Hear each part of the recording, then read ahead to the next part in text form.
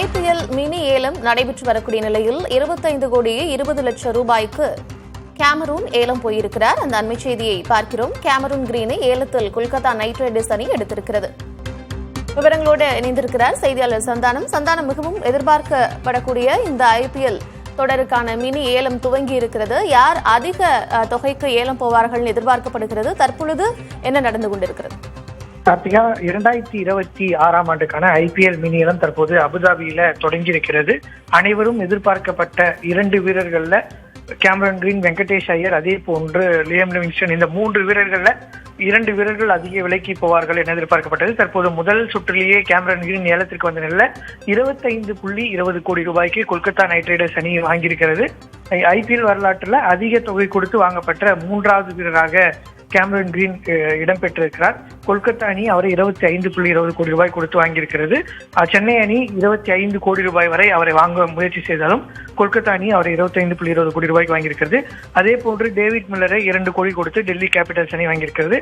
முக்கியமாக டேவன் கான்வே, பிருத்வி ஷா, அதே போன்று ஆஸ்திரேலியாவுடைய ஃப்ரேசர் மெகக், இந்தியாவுடைய சஃப்ராஸ் கான் ஆகிய 4 வீரர்கள் முதல் சுற்றுல ஏலம் போகவில்லை. இருப்பினும் கூட இறுதி கட்டத்தில் மீண்டும் அணி சார்பில் அவர்களை ஏலத்தில் விட வேண்டும் என கோரிக்கை வைக்கப்பட்டால் அவர்கள் ஏலத்தில் விடுவதற்கான வாய்ப்பு இருக்கிறது. தற்போது 2 வீரர்கள் வாங்கப்பட்டிருக்கிறாங்க. அதுல கேமரூன் கிரீன் 25.20 கோடி ரூபாய் கொடுத்து கொல்கத்தா நைட் ரைடர்ஸ் அணி அவரை வாங்கியிருக்கிறது. கார்த்திகா, சந்தானம், பொதுவாக இந்த IPL ஏலம் அப்படிங்கிறது எப்படி நடக்கும்? அதனுடைய நடைமுறை எப்படி இருக்கும்?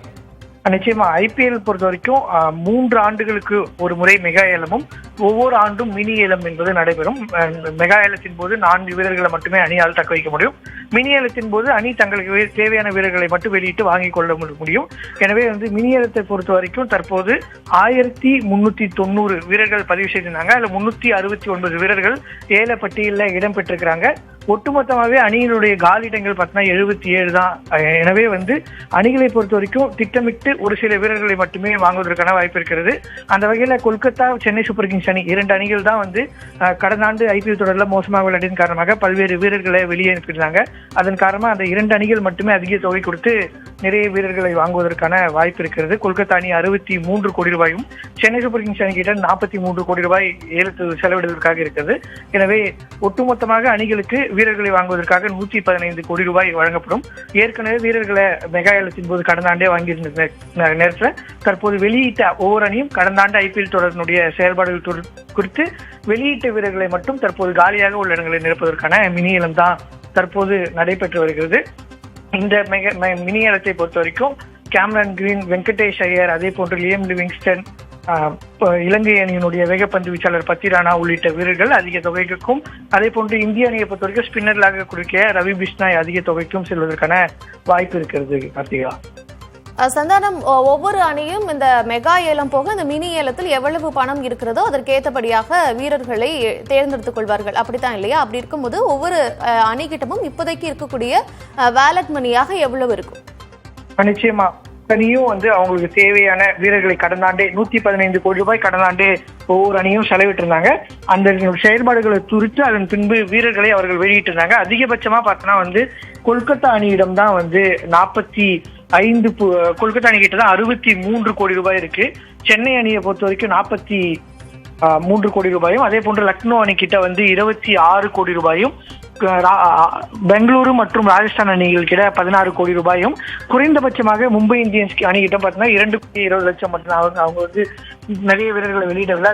அதன் காரணமாக அவர்களிடம் வெறும் 2.20 லட்சம் மட்டும்தான் இருக்கு. எனவே சென்னை சூப்பர் கிங்ஸ், கொல்கத்தா அணிகள் தான் நிறைய வீரர்களுக்கு வாங்குவதற்கான வாய்ப்பு இருக்கிறது. அவர்கள் தான் அதிக தொகை கொடுத்தும் வாங்க முடியும். குறிப்பா இந்த மினி ஏலத்தை பொறுத்த வரைக்கும் பார்த்தீங்கன்னா அணிகள் ஏற்கனவே பெங்களூரு, மும்பை இந்தியன்ஸ் உள்ளிட்ட அணிகள்ல ஏற்கனவே ஆடும் 11 இருந்தாலும் கூட மாற்று வீரர்களுக்கு காயம் ஏற்பட்டால் மாற்று வீரர்கள் வாங்குவதில் கூடுதல் கவனம் செலுத்துவாங்க. எனவே இந்த மினி ஏலத்தை பொறுத்த வரைக்கும் உள்ளூர் வீரர்கள் முதல் முறையாக சர்வதேச கிரிக்கெட்ல விளையாடாட்டியும் இந்திய அளவுல விளையாடக்கூடிய உள்ளூர் வீரர்களுக்கு அணிகள் முக்கியத்துவம் வழங்குறத பார்ப்போம். கொல்கத்தா மற்றும் சென்னை அணியை பொறுத்த வரைக்கும் சர்வதேச வீரர்களை அதிக விலை கொடுத்து, காரணம் அவங்க இவர்களை வைத்துதான் அணியை கட்டமைக்க வேண்டிய ஒரு சூழல் இருப்பதனால அவர்கள் அதிக தொகைக்கு செலவிடுவதற்கான வாய்ப்பு இருக்கிறது. கார்த்திகா, நிச்சயமாக சந்தானம், தற்பொழுது மினி ஏலம் துவங்கி இருக்கக்கூடிய நிலையில் அடுத்தடுத்த அப்டேட்டோட மீண்டும் பேசலாம். விவரங்களுக்கு நன்றி.